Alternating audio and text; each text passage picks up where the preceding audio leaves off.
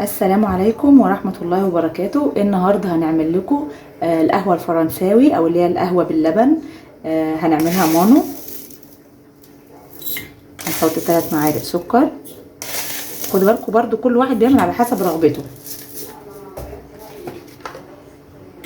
معلقتين بن.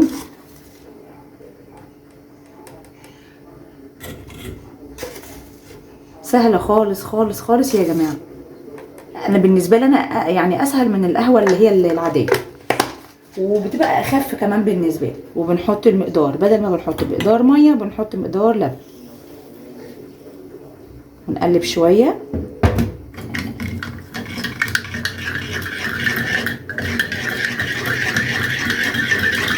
بندوب السكر وبندوب البن.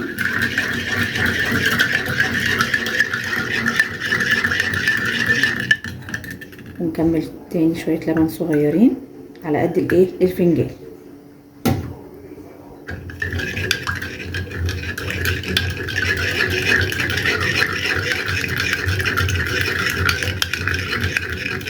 ونقيد النار على نار متوسطه.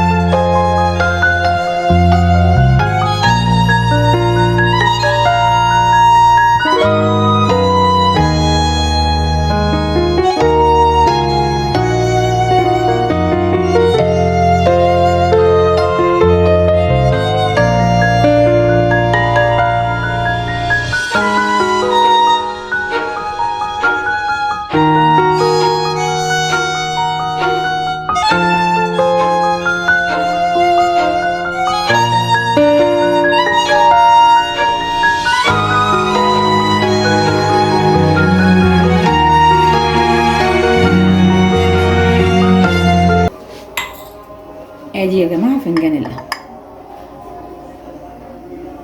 يا سلام بقى نسمع الست كده ونتمزج بيه واحنا بنشربه.